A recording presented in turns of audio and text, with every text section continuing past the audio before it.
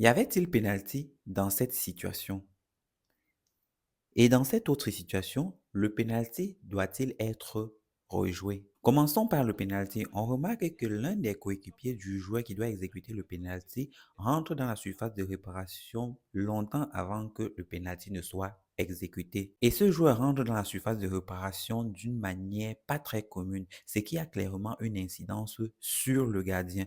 Et étant donné qu'il y a but, le pénalty doit être tout simplement rejoué. Parlons ensuite de cette main qui n'a pas été sifflée. Pour beaucoup, cette main n'a pas été sanctionnée parce qu'il s'agit d'une main d'appui. Et effectivement, s'il s'agit d'une main d'appui, elle ne peut être sanctionnée. On est donc en droit de se poser la question de savoir si cette main est une main d'appui ou pas. On parle de main d'appui lorsque la main du joueur se trouve le long de son corps. Dans cette situation, au début de l'action, la main du joueur se trouve le long de son corps et dans cette position, elle est considérée comme étant main d'appui. Donc, si le ballon touche son bras à ce moment-là, la main n'est pas du tout sanctionnable. Dans notre situation, au moment du contact entre le ballon et le bras du joueur, le bras ne se trouve plus le long de son corps, mais dans une position que le règlement définit comme étant non naturelle. Donc, dans ce cas, la main est bel et bien sanctionnable et par conséquent pénalty.